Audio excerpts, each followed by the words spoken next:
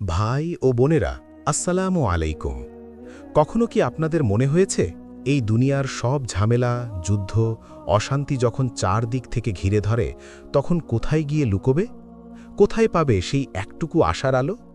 আজ আমি আপনাদের সাথে শেয়ার করব কোরআন আর হাদিসের কিছু অমূল্য কথা। এগুলো শুনলে হৃদয়ে একটা অন্য রকম অনুভূতি জাগবে, বিস্ময় মিশে যাবে। রাসূল সাল্লাল্লাহু আলাইহি ওয়াসাল্লাম বলেছেন, মুসলিমদের ক্যাম্প হবে শামের গৌতায়, দামেস্কের ঠিক পাশে। সেটা হবে সেদিন আমাদের সবচেয়ে নিরাপদ জায়গা। আবু দাউদ 4298। মজার ব্যাপার হলো, এতে কি তোমাদের মনে একটা শান্তি না আসে? যেন আল্লাহ বলছেন, বিপদের মাঝেও আমার রহমত তোমাদের আগলে রাখবে।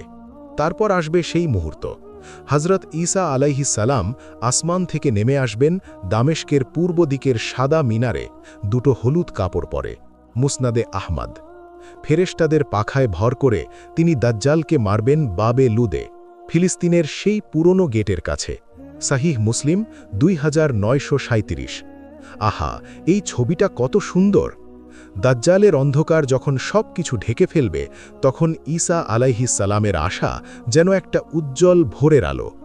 তোমাদের কি মনে হয় না এতে আমাদের আত্মা জেগে উঠবে? আর শামের কথা বলতে গেলে রাসূল সাল্লাল্লাহু আলাইহি ওয়াসাল্লাম বলেছেন, তুবা লিশ্বাম, শামের জন্য সুসংবাদ।